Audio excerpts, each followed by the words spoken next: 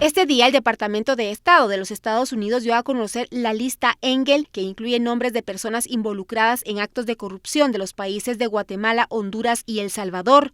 En el listado incluye a personas de los países del norte que son señalados de corrupción y que determinan que han participado en acciones que socavan procesos o instituciones democráticas. De tal forma, Estados Unidos les niega la entrada a su territorio, además de recibir sanciones. En la lista figuran los siguientes guatemaltecos: Gustavo Adolfo Alejos Cámbara, ex jefe de gabinete presidencial de Guatemala, participó en la facilitación de pagos a congresistas, representantes y jueces de la Corte Suprema de Justicia del país para influir de manera inapropiada en el proceso de selección de justicia de magistrados de la Corte Suprema de Justicia y está designado bajo el programa Global Magnitsky. Felipe Alejos Lorenzana, ex primer secretario del Congreso, mientras continúa en su cargo como legislador, se le involucra en actos de corrupción para enriquecerse, al mismo tiempo que dañó a los Estados Unidos en actividad económica internacional de las empresas, también designado bajo el programa global de sanciones Magnitsky. Delia Bac Alvarado, exdiputada del Congreso, señalada de haber participado en actos de corrupción a través del mal uso de fondos públicos para beneficio personal. Florencio Carrascosa Gámez, actual alcalde de Joyobaj, señalado en intimidaciones y encarcelamiento injustamente a políticos oponentes. Álvaro Colón Caballeros, expresidente, participó en fraude, malversación de un sistema de autobuses en la ciudad de Guatemala conocido como Transurbano. Manuel Duarte Barrera, actualmente magistrado de la Corte Suprema de Justicia, señalado de abusar de su autoridad para influir y manipular la designación de jueces para los puestos de tribunales superiores.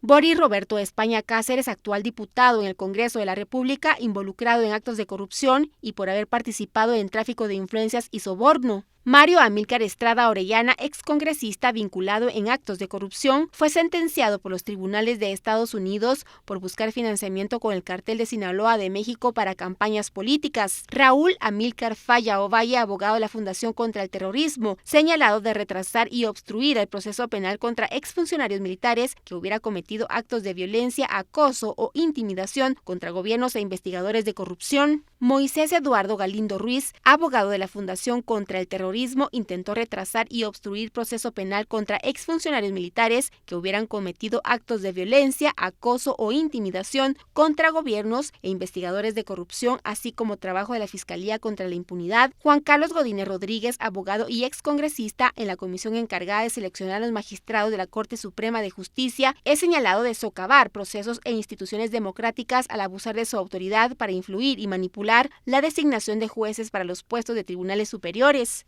Adolfo Herrera Castillo, político y empresario, señalado de socavar procesos o instituciones democráticas por abuso de autoridad para influir y manipular el nombramiento de jueces para el Tribunal Superior. Ricardo Rafael Méndez Ruiz Valdés, fundador y representante legal de la ONG Fundación contra el Terrorismo, intentó retrasar u obstruir procesos penales contra exoficiales militares que hayan cometido actos de violencia, acoso e intimidación contra investigadores de corrupción gubernamentales y no gubernamentales. Maynor Mauricio Moto Morataya, ex juez, fue elegido en enero de 2021 para ocupar un puesto vacante en el Tribunal Constitucional. Participó en un acto de corrupción obstruyendo la justicia. Recibió sobornos para una decisión legal favorable. Alejandro Jorge Sinibaldi Aparicio, exministro de Comunicaciones, se le involucró en actos de corrupción cuando participó en el soborno y financiamiento electoral ilegal, lavado de dinero para beneficio personal. Guillermo Estuardo de Jesús Sosa Rodríguez, ex viceministro de Comunicaciones, involucrado en corrupción, participó en sobornos, incluida su participación en una estructura criminal que presionó, recaudó y depositó sobornos a congresistas a cambio de beneficios personales. Blanca Aida Stalin Dávila, ex jueza de la Corte Suprema de Justicia, involucrada en actos de corrupción